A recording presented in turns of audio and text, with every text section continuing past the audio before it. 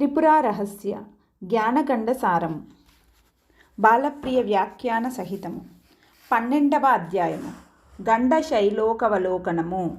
జగత్తు యొక్క తత్వంను విని భార్గవరాముడు ఇంకా సందేహములు గలవాడై ఇలా ప్రశ్నించాడు. భగవానుడా, జగత్తును గురించి నీవు చెప్పింది నిజమే, అయినా అది ఎల్లప్పుడూ సత్యంగా ఎందుకు గోచరిస్తున్నది? నేనే కాదు, బుద్ధిమంతులైన ఇతరులు కూడా దీన్ని సత్యంగా ఎందుకు నిశ్చయించుకున్నారు?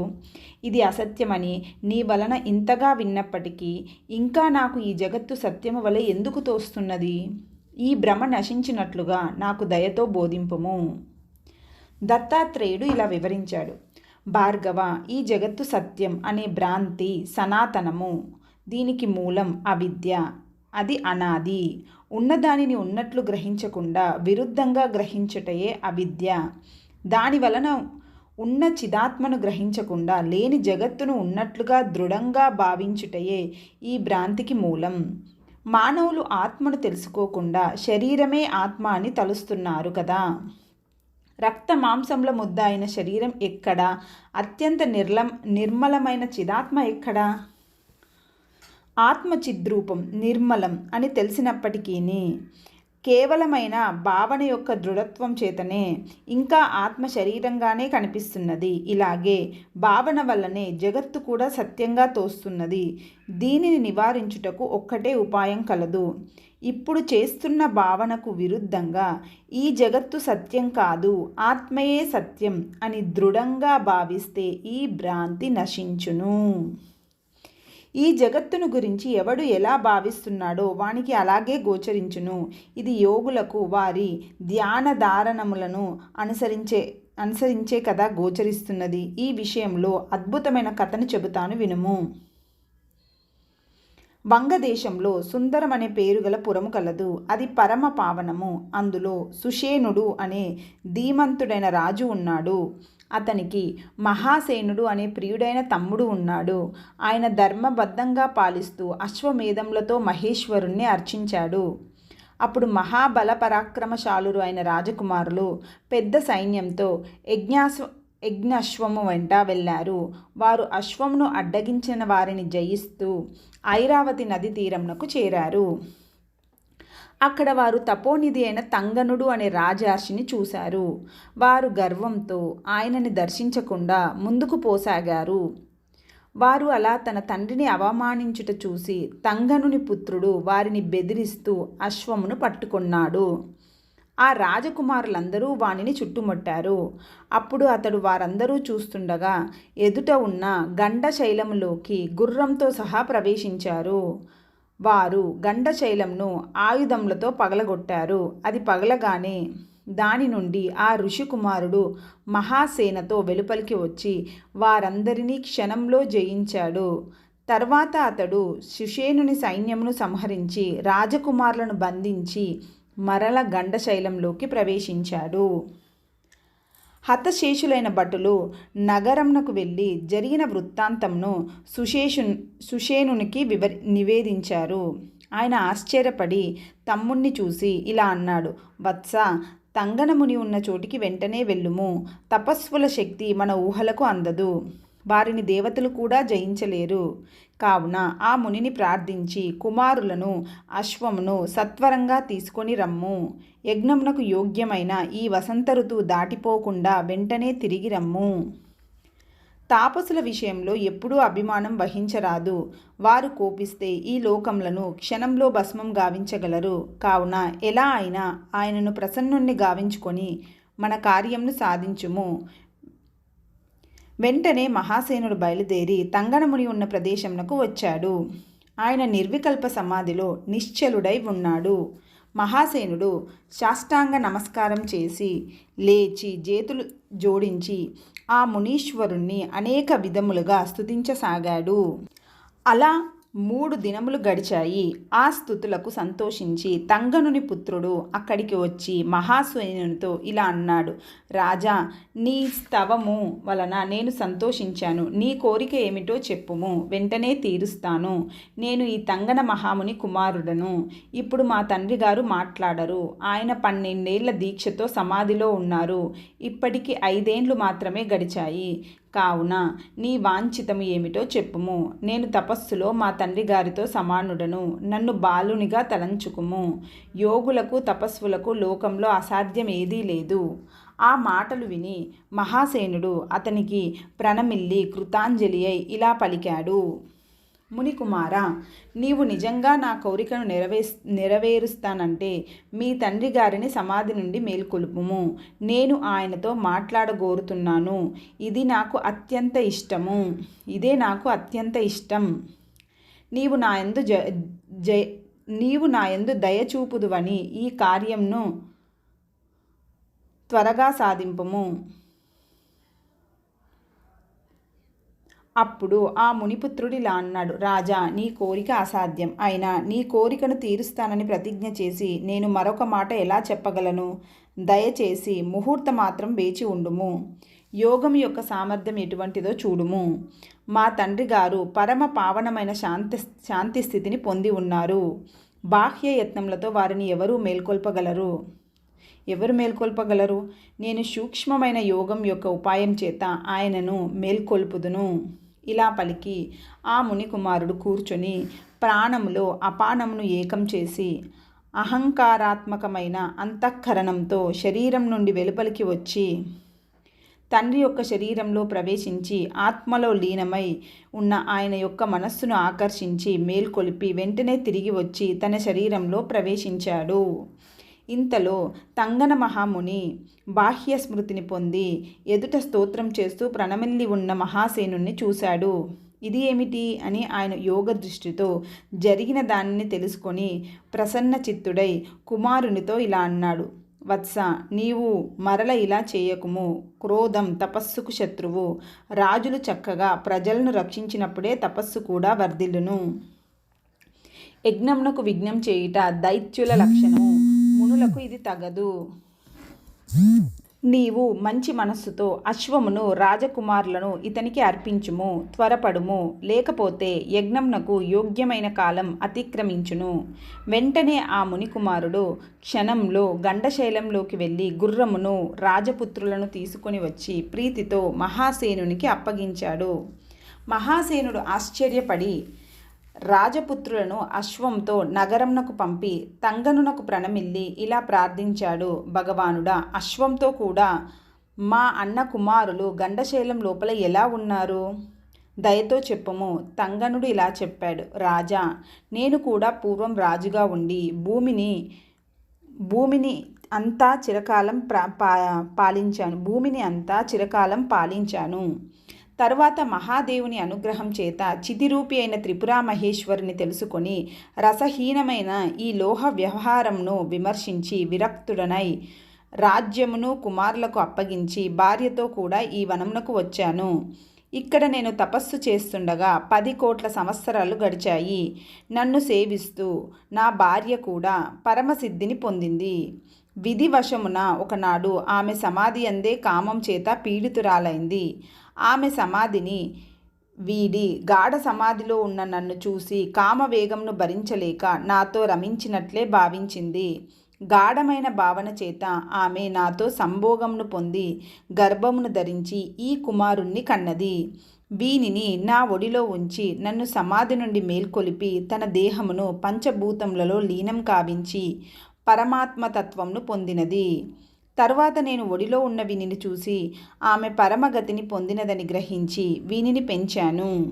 వీడు ఒకసారి నేను పూర్వం రాజ్యపాలన చేసి ఉన్నానని విని తాను కూడా రాజ్యంను పాలించాలని ప్రార్థించాడు. తర్వాత వీడు నా వలన ఉపదేశంను పొంది ఉత్తమమైన యోగ సమృద్ధిని సాధించాడు. భావనాయోగం వలన ఈ మహాశైలంలో ఒక లోకంను నిర్మించి అందులో సముద్ర పర్వతమైన పృథ్వీని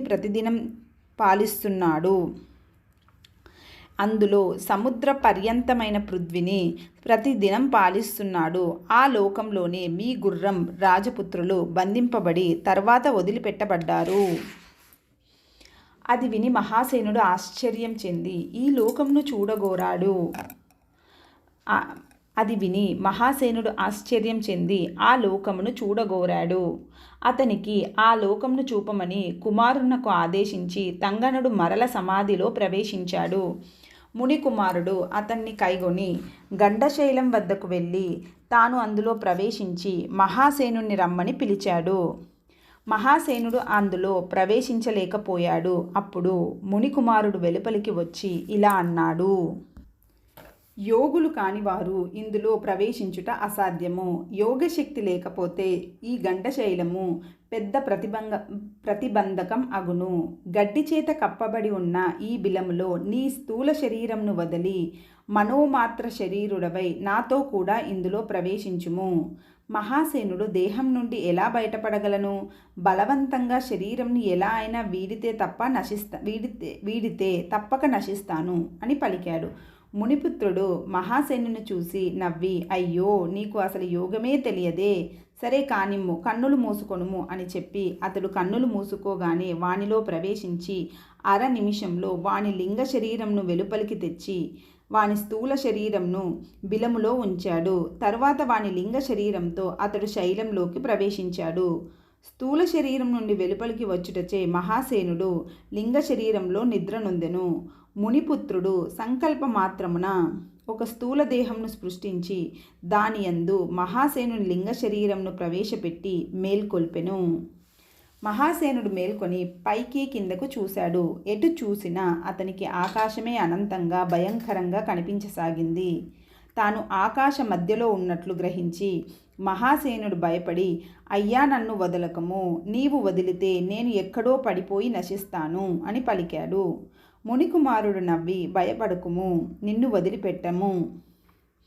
శైలములోని ఈ లోకమును అంతా ధైర్యంతో అన్ని వైపులా తిరిగి చూడుము అని చెప్పాడు. అప్పుడు మహాసేనుడు ధైర్యంను అవలంబించి చూడసాగాడు. అతనికి క్రిందగా దూరమునందు చీకటిచే ఆవరింపబడి నక్షత్రములతో కూడిన ఆకాశం కనిపించింది. అతడు అక్కడికి చేరి దానికి క్రిందగా ఉన్న విశాలమైన చంద్రమండలంను చూశాడు. దాని వద్దకు వెళ్ళగానే మహాసేనుడు చలిచేత గడ్డ కట్టుకొని పోవుచుండగా మునిపుత్రుడు అతనికి వేడి కలిగించి రక్షించాడు. అక్కడ నుండి అతడు సూర్యమండలంలోకి చేరి తాపంను చెందసాగాడు. ఋషిపుత్రుడు యోగబలం చేత వానికి చల్లదనం కలిగించాడు. ఇలా మహాసేనుడు ఆ లోకమునంతా తన భూలోకమునకు ప్రతిబింబం వలె ఉన్నట్లు గ్రహించాడు. తర్వాత బంగారు కొండ యొక్క శిఖరంలో మునికుమారునితో కూడా కూర్చొని అతడు చూపుతున్నదంతా చూశాడు. మునికుమారుడు ఒసంగిన దివ్య దృష్టితో మహాసేనుడు గుండ్రంగా ఉన్న లోకాలోక పర్వతమును, దాని వెలుపల చీకటిని, దాని లోపల బంగారు భూమిని, సముద్రములను, సప్త ద్వీపములను, నదులను, పర్వతములను, సర్వభువనములను, ఇంద్రుడు మొదలైన దేవోత్తములను, దైత్యులు అనే మనుష్యులను, రాక్షసులను, యక్షులను, కింపురుషులను మొదలగు అనేకులను చూశాడు. మునికుమారుడే సత్యలోకంలో బ్రహ్మగా, వైకుంఠంలో విష్ణువుగా, కైలాసంలో శివుడిగా ఉండి సర్వలోకముల యొక్క సృష్టి మొదలైన వ్యవహారంను నిర్వహిస్తూ భూలోకంలో మరొక రూపంతో సార్వభౌముడిగా పరిపాలించుటను మహాసేనుడు చూశాడు. మునికుమారుని యొక్క అద్భుతమైన యోగశక్తి సమృద్ధిని చూసి అతడు మిక్కిలి విస్మితుడయ్యాడు. అప్పుడు మునికుమారుడు, రాజా, నీవు ఈ లోకంను చూస్తుండట 120 కోట్ల సంవత్సరాలు గడిచిపోయాయి. ఆ కాలం ఇక్కడ ఒక్క దినం అయ్యింది. మా తండ్రి గారు ఉన్న ప్రదేశంనకు వెలుపలికి వెళదాము రమ్ము అని పలికాడు. తర్వాత అతడు మహాసేనుణ్ణి గైకొని మహాకాశంలోకి ఎగిరి పూర్వం లోపలికి చొచ్చుకొని వచ్చిన ప్రాకారంగానే గండశైలం నుండి వెలుపలికి వచ్చాడు. ఇది జ్ఞానఖండంలోని గండశైలలోకంను చూచుట అనే 12వ అధ్యాయము. 13వ అధ్యాయం మహాసేనుని నిర్వేదము. మునిపుత్రుడు గండశైలములో నుండి బయలుదేరునప్పుడు మహాసేనుని మూర్ఛితుని గావించి అతని లింగ శరీరంను మాత్రము కైగొని బయటకు వచ్చిన తర్వాత దానిని అతని యొక్క పూర్వ స్థూల దేహంలోకి ప్రవేశపెట్టాడు. ఆ దేహంలో చక్కగా కుదురుకొన్నట్లుగా చేసి అతన్ని మునిపుత్రుడు మేల్కొల్పాడు. పైకి లేచిన మహాసేనుడు బాహ్యలోకంలోని భూమిని, జనులను, వృక్షములను, నదులను మొదలైన సర్వమును క్రొత్త వాటవిగా చూస్తూ అత్యంత విస్మితుడై మునిపుత్రునితో ఇలా అన్నాడు: మహాశయ, ఇది ఏ లోకం? చాలా క్రొత్తగా ఉంది. ఈ అద్భుతం ఏమిటో చెప్పుము. మునికుమారుడు ఇలా అన్నాడు: అయ్యా, ఇది ఇంతకు పూర్వం మనం ఉన్న లోకమే. అదే దీర్ఘకాలావశమున చాలా మార్పు చెందింది. గండశైల లోకంలో మనకు ఒక్క దినం గడిపాము. అంతలోపల ఇక్కడ 120 కోట్ల సంవత్సరాలు గడిచాయి. కావున ఈ లోకం యొక్క రూపం పూర్తిగా మారిపోయింది చూడుము. అంతటా వ్యవహారం, భాష వెనుకటి కన్నా చాలా భిన్నంగా ఉన్నాయి. కాలవశంలో ఇటువంటి మార్పు కలుగుతుండును. ఈ జగత్తు యొక్క స్థితి ఇలా మారుతుండగా అనేక పర్యాయములు చూశాను. సమాధిలో భగవంతుడైన మా తండ్రి గారు కదలకుండా ఎలా ఉన్నారో చూడుము. నీవు ఇక్కడే మా తండ్రి గారిని స్తోత్రం చేశాము. మనం ప్రవేశించిన గండశైలం ఇదే. మీ అన్నగారి వంశంలో వేల కొలది తరములు గడిచాయి. వంగదేశంలో సుందరం అనే పేరు గల మీ నగరం ఉన్న చోట ఇప్పుడు క్రూర మృగములతో నిండిన అడవి వ్యాపించి ఉంది. నీ అన్నగారి వంశంలో వీరబాహు అనేవాడు ఇప్పుడు క్షిప్రా నది తీరములో విశాల నగరంలో మాలవ దేశ పాలకుడై ఉన్నాడు. నీ వంశంలో సుశర్మ అనేవాడు ద్రావిడ దేశంలో తామ్రపర్ణి నది తీరంలో వర్ధనమనే నగరంనకు ప్రభువై ఉన్నాడు. ఈ లోకస్థితి ఎప్పుడూ ఇలాగే మారుచుండును.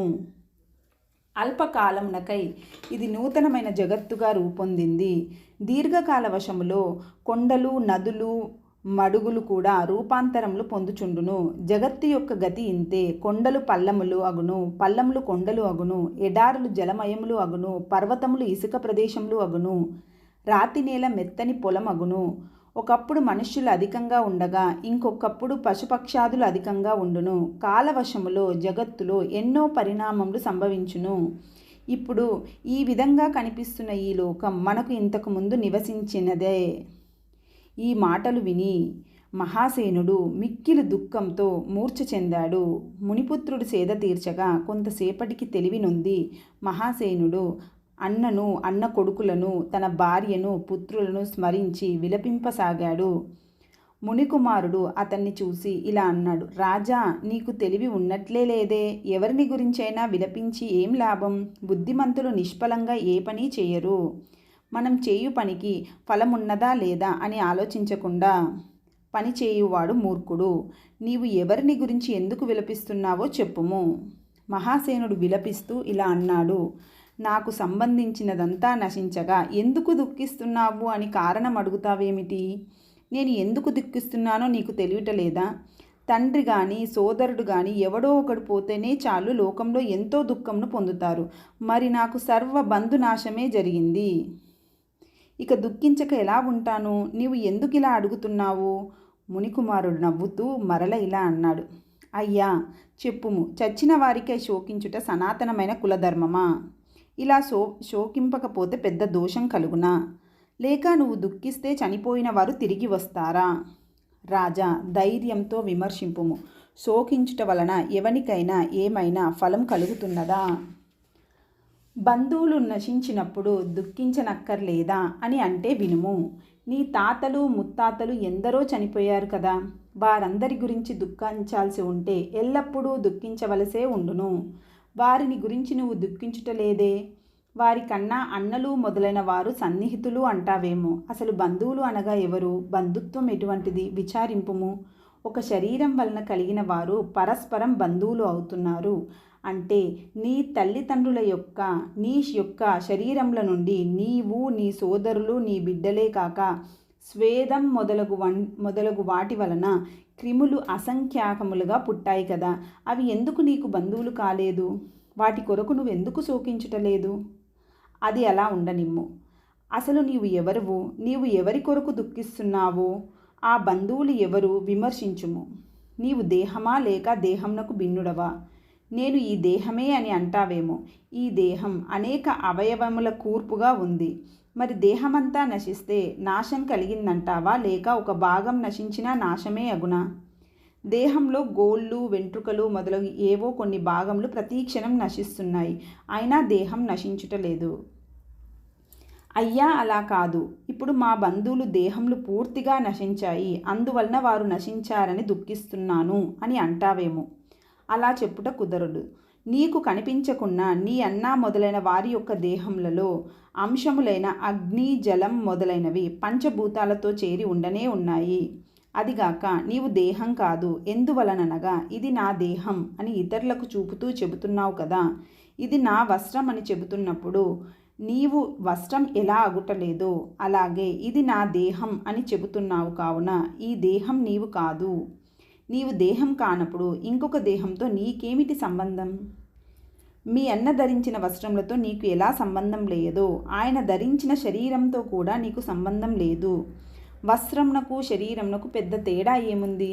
వస్త్రం అల్పకాలంలో జీర్ణమై నశిస్తుండగా శరీరం మరికొంత కాలంనకు జీర్ణమై నశిస్తున్నది. నా శరీరం, నా ఇంద్రియములు, నా ప్రాణం, నా మనస్సు అని చెబుతున్నావు కదా, ఇవేవీ నీవు కావు అనేది స్పష్టము. ఇంకా నీ స్వరూపం ఏమిటో చెప్పుము. అప్పుడు మహాసేనుడు ముహూర్తకాలం ఆలోచించి మునికుమారుడు అడిగిన ప్రశ్నకు సమాధానం దొరకక మిక్కిలి దీనుడై ఇలా అన్నాడు. భగవానుడా, ఎన్ని విధాలుగా ఆలోచించినా నేనెవడనో నాకు తెలియటలేదు. ఆకలి దప్పికల వలన బాధపడుతున్నట్లే దుఃఖం పొర్లి పొర్లి వస్తుండగా విలపిస్తున్నాను. ఆకలి దప్పికలకు కారణం ఎలా కనిపించుటలేదో ఈ దుఃఖంనకు కారణం తెలియటలేదు.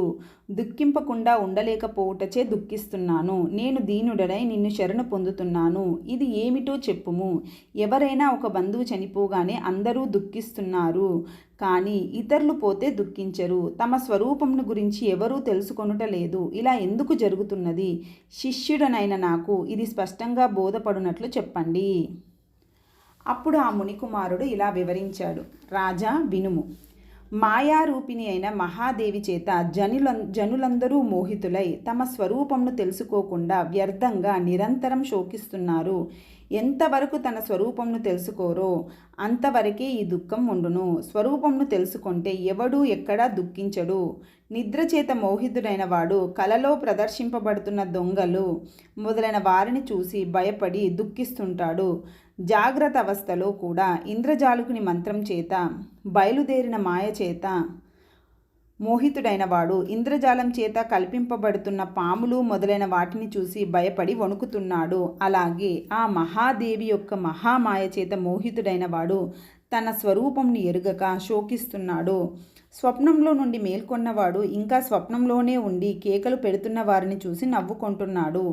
ఇంద్రజాలంను ఎరిగినవాడు కూడా తాను కలత చెందకుండా కలత చెందుతున్న ఇతరులను చూసి పరిహసిస్తున్నాడు. అలాగే ఆ దేవి యొక్క మాయ నుండి విముక్తులైన వారు ఎప్పుడూ ఏ సందర్భంలోనూ దుఃఖం చెందకుండా దుఃఖిస్తున్న ఇతరులను చూసి పరిహసిస్తారు. కావున నీవు కూడా చక్కగా విమర్శించి తత్వంను తెలుసుకొని మాయను దాటి దాని వలన కలుగుతున్న శోకంను వీడుము. మహాసేనుడు అది విని అతనితో ఇలా అన్నాడు. అయ్యా, నీవు చెప్పిన దృష్టాంతం సరిగా లేదు. స్వప్నంలో కానీ ఇంద్రజాలంలో కానీ వస్తువులు ఉండవు. అవి లేకపోయినా ఉన్నట్లే అప్పుడు భాషించును.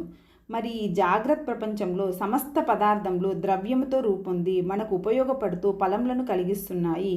కావున యథార్థమైన ఈ ప్రపంచం కలతో ఎలా సమానమగును? మునికుమారుడు మరల ఇలా వివరించాడు. దృష్టాంతం సరిగా లేదు అంటున్నా.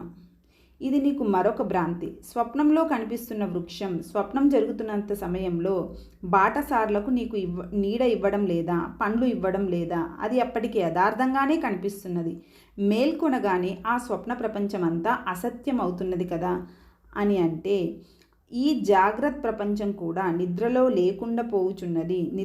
నిద్రలో లేకుండా పోయినా నిన్న కనిపించిన ప్రపంచమే ఈ రోజు కూడా అలాగే కనిపిస్తోంది. కావున ఇది స్వప్నం వలె అసత్యం కాదు అని అంటే ఆ మాట నిలవదు. నిన్నటి వారు కొందరు ఇప్పటికీ మరణించి ఉంటారు. కొత్తగా ఈనాడు కొందరు పుట్టుచున్నారు. అది కాక ప్రతి పదార్థంలోనూ ప్రతి క్షణం మార్పు సంభవిస్తుండగా నిన్నటి ప్రపంచమే నేడు ఉంది అనుట ఎలా సంగతమగును? కొండలను అచలములు అని పేరు. అవి యథార్థంగా మార్పును పొందకుండా ఉన్నవా? అనుక్షణం అవి అడవి ఏనుగుల చేత, వరాహముల చేత, సెలయేళ్ల చేత తరిగిపోతూ మార్పు చెందుతూనే ఉన్నాయి. స్థిరములు అని మనం అనుకుంటున్న పర్వతములు, సముద్రములు మొదలైనవన్నీ అనుక్షణం మార్పు చెందుతూనే ఉన్నాయి.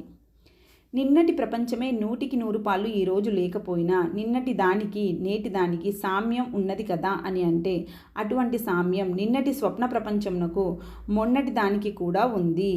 కావున స్వప్నం ఎటువంటిదో జాగ్రత్త ప్రపంచం కూడా అటువంటిదే.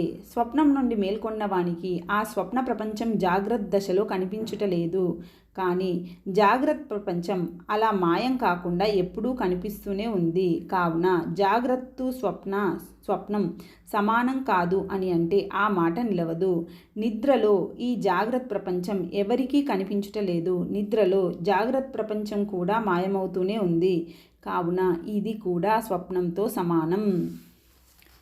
అయ్యా, అలా కాదు. స్వప్నం నుండి మేల్కొన్న ప్రతివాడు స్వప్నం యథార్థంగా జరగలేదు అని ఖచ్చితంగా తెలుసుకుంటున్నాడు. కానీ ఆ జాగ్రత్త ప్రపంచం అసత్యమని ఎవ్వడూ ఎప్పుడూ అనుకొనటలేదు. కావున ఈ రెండూ సమానం అనడం సరికాదు అని అంటావేమో. అది కూడా ఆలోచిస్తే నిలువదు. నీ వంటి భ్రాంతి చెందిన వారికి ఈ జగత్తు అసత్యంగా తోచదు. స్వప్నంను చూస్తున్నంతసేపు అది అసత్యం అని తోచదు. కానీ అంతకన్నా కొంచెం స్థిరంగా ఉన్న ఈ జగత్తును చూస్తున్నప్పుడు స్వప్నం అసత్యంగానే తోస్తున్నది. అలాగే ఈ జగత్తుకు అతీతమై దీనికి ఆధారమై ఎప్పుడూ ఎటువంటి మార్పును పొందకుండా ఏకరూపంలో భాసిస్తున్న ఆత్మతత్వంను ఎవడు చూస్తున్నాడో వానికి ఈ జగత్తు అసత్యంగానే తోచును. కావున స్వప్నం వలె జాగ్రత్త కూడా అసత్యమే. స్వప్నం స్వల్పకాలంలో భాసిస్తుండగా జాగ్రత్త ప్రపంచం మరికొంతకాలం దీర్ఘంగా భాషించును. అంతే భేదం. పదార్థములు కూడా జాగ్రత్తలో ఎలా యథార్థంగా తోస్తూ సుఖదుఖములను కలిగిస్తున్నాయో అలాగే స్వప్నంలో కూడా యథార్థములుగానే తోస్తూ సుఖదుఖములను కలిగిస్తున్నాయి. పండుని ఇచ్చినప్పుడు సంతోషం, కొట్టినప్పుడు దుఃఖం జాగ్రత్త దశలో ఎలా కలుగునో స్వప్నంలో కూడా అలాగే కలుగుతున్నాయి. అంతేకాదు, జాగ్రత్త దశలో స్వప్నంను ఎలా స్మరిస్తున్నామో అలాగే స్వప్నంలో కూడా జాగ్రత్త ప్రపంచంను స్మరిస్తూనే ఉన్నాము. ఈ ప్రపంచంలోని వ్యక్తులు సన్నివేశములే కదా స్వప్నంలోనూ కనిపించును. కావున స్వప్నంనకు జాగ్రత్తకు వాస్తవంగా భేదం లేదు. స్వప్నంలోని బంధువులను గురించి ఎలా దుఃఖించనక్కర్లేదో అలాగే జాగ్రత్త ప్రపంచంలోని బంధువుల గురించి కూడా దుఃఖించక్కర్లేదు. ఇంత అనుకున్నా ఈ జగత్తు ఇంకా సత్యంగా కనిపించడం నిజమే. ఇది సత్యం అని దృఢంగా భావించడం మాత్రమే దీనికి కారణం. జగత్తు అసత్యం అని దృఢంగా భావిస్తే ఇది అసత్యం అన్న భావమే అచంచలంగా నిలుచును. నీ భావన స్థిరంగా లేదు. ఇది అసత్యం కాదేమో అనే సందేహం నీకు ఇంకా కలదు.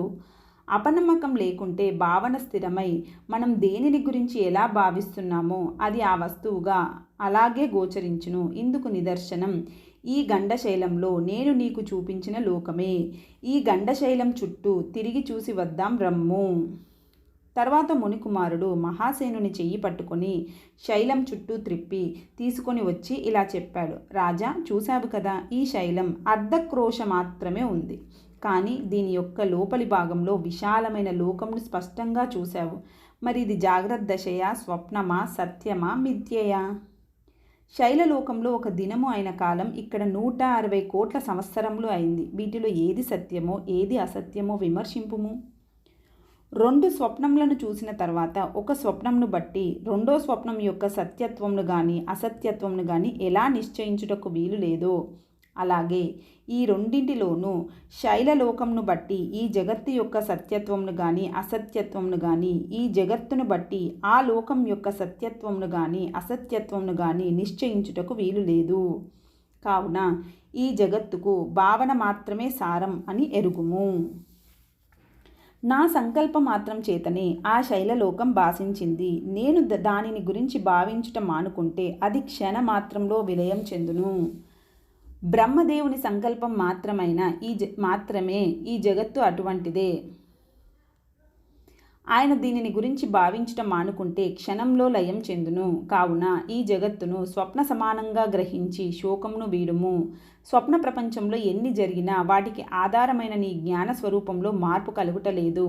అలాగే అద్దంలోని ప్రతిబింబంల వలె ఈ జాగ్రత్త ప్రపంచ దృశ్యంలో వస్తూ పోతున్న వాటికి అద్దము వలె ఉన్న చైతన్య రూపమైన నీ ఆత్మ ఎప్పుడూ పరిశుద్ధంగానే ఉంది. అటువంటి స్వరూపంను శీఘ్రంగా తెలుసుకొని పరమానందంను పొందుము. ఇది జ్ఞానఖండంలోని మహాసేనుని నిర్వేదం అని 13వ అధ్యాయము.